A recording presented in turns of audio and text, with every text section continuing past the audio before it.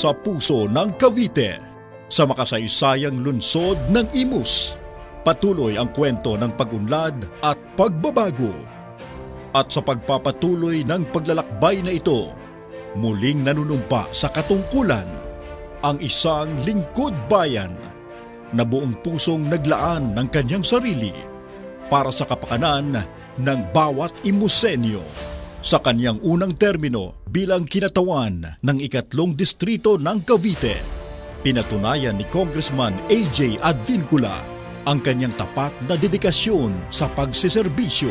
Ilan sa mga natatangi niyang tagumpay ay ang pagpapalakas ng sektor ng edukasyon mula sa mga bagong classrooms at school buildings hanggang sa pagbibigay oportunidad sa bawat kabataang Imusenyo.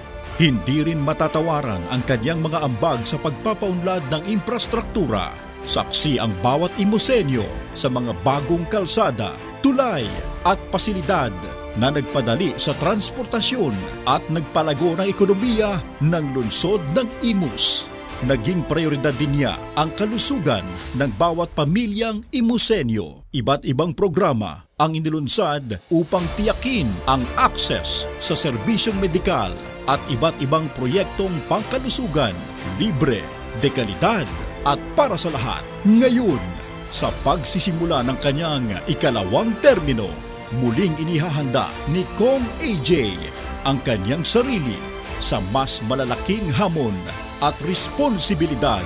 Bitbit niya ang mas matatag na paninindigan, mas malinaw na pananaw at mas matibay na konkretong agenda. Sa bawat pagbigkas ng kanyang panunumpa, muling pinagtitibay ni Kong AJ ang kanyang pangako sa Diyos, sa bayan at sa bawat Imusenyo.